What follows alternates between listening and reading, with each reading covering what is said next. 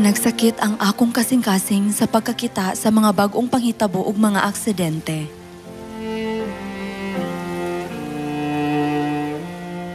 Nagbasol ug naghinulsol ako nga wala na ako madala bisan usa pa kakalag ngadto sa siyon sa Masayo. Naghuna-huna, daghang mga tawo ang nag-antos tungod kay wala pa nato masangyawi silang tanan.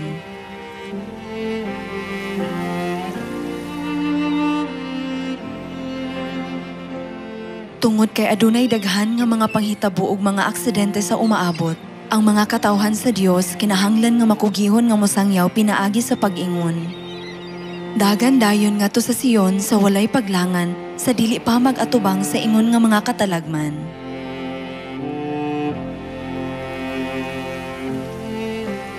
Walay perpekto dinhi sa kalibutan. Ang mga aksidente mahitabo tungod kay dili hingpit ang mga tawo, walay kasiguruhan ang kinabuhi ug walay butang nga kompleto. Hangtod nga makaabot kita sa hingpit nga gingharian sa langit, kinahanglan kitang magmabinantayon, magpabiling alerto, ug pukawon ang kalibutan sa mga pulong sa kinabuhi.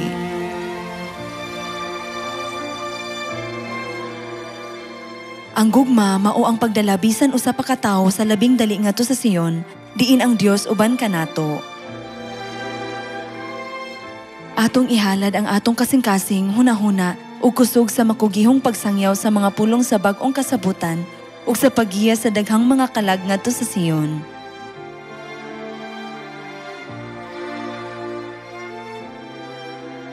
Magkugi kita sa pagsangyaw sa Ebanghelyo aron ang uban makasinati usab sa kalipay sa pag-adto sa gingharian sa langit.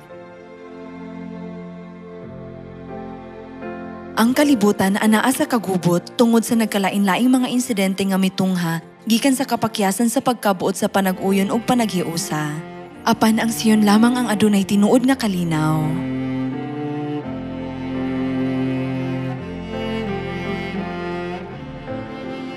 Ang Church of God natukod sa tibuok kalibutan.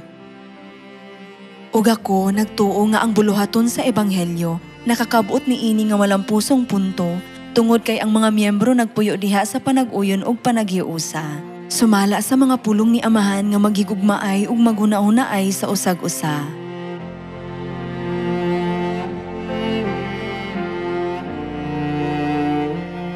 Salamat sa imong pagpaningkamot kaayo uban ang mahigugmaong kasing-kasing. Kini nga gugma gikan sa Dios.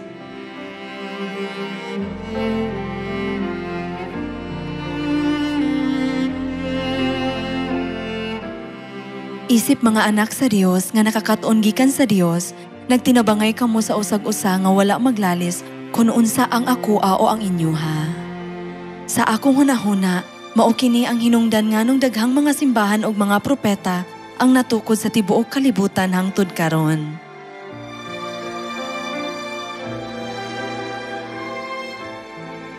Si Amahan miingon, tahura sa labing taas nga pagtamod diha sa gugma ug pagkinabuhi nga malinawon sa usag-usa. Kung walay kalinaw, ang mga pagkabahin-bahin, panagway ug mga panagsumpaki mutungha.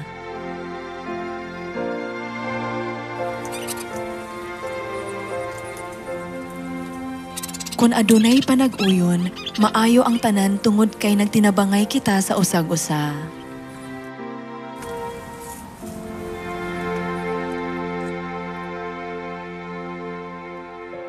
Mas maayo nga magtinabangay kaysa magtrabaho nga nag-inusara, ug mas labi pang maayo kung magtrabaho nga tulo kaysa duha.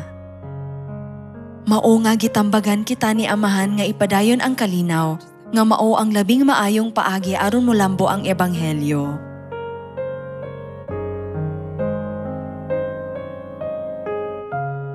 Samtang nakigdait sa usag-usa, kinahanglan mag-ampo ka usab sa Dios.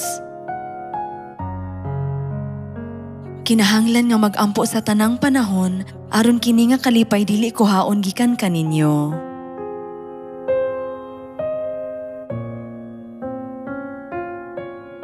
Kung mag-ampo ka, tabangan ka sa Dios ug himuong maayo ang mga butang. Kinahanglan usab ka magpasalamat. Kini mao ang kabubuton sa Dios.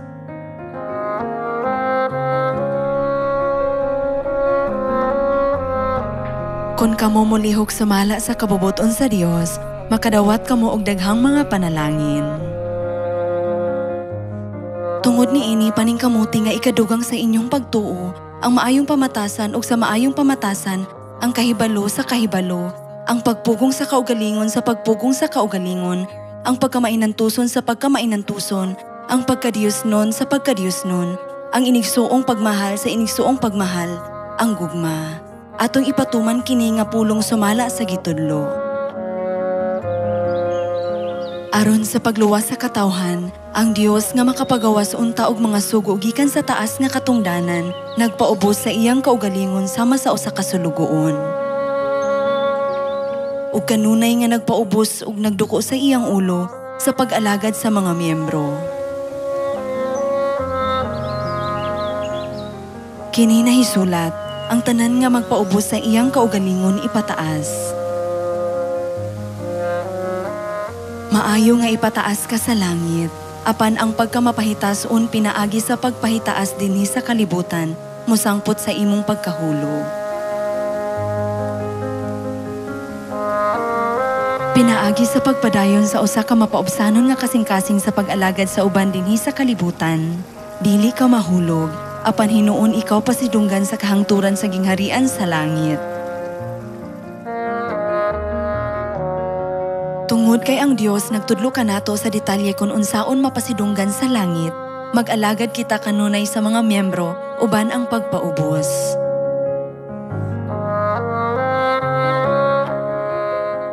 Maghiusa kita sa makugihong pagsangyaw, dali kamo nga moanhi sa Sion diin kamo makalingkawas sa mga katalagman ug makasulod sa walay katapusang gingharian sa langit, aron daghang mga tawo ang makaabot sa gingharian sa langit diin walay mga aksidente. Nahinaot ko nga ang mga anak sa Sion mobuhat sa unsay makapahimuot kay Amahan ug magapadayon sa pagpauswag sa gingharian sa langit.